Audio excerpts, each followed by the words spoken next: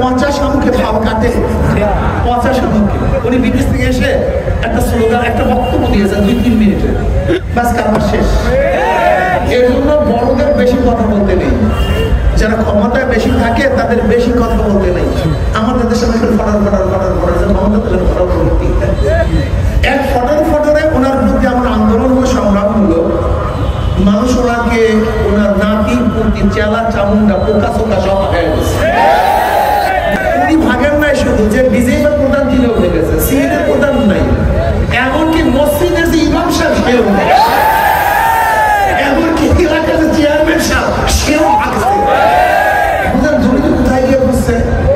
ভেবেছিলাম তবু দূর করার জন্য, মুক্তি দেওয়ার জন্য, শান্তি দেওয়ার জন্য আমরা রাস্তায় ছিলাম।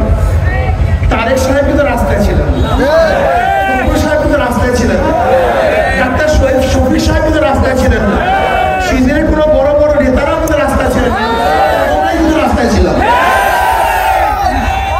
রাস্তায় ছিলাম কিন্তু আমাদের মতো অতটা ধরে না, যদি আন্দোলন সাকসেস না হতো সবাই বলতো আমরা তো ছিলাম না, আমরা আপনার সাথে আমরা কি বলতাম বলেন? সবাই তো আমার সাথে কন্ডিশন করতো, আপনার সাথে আছি, কোনো টেনশন নাই। কিন্তু আমাদের অবস্থাটা কি হাজারো মা বোনদের ধর্ষণ করা হয়েছে,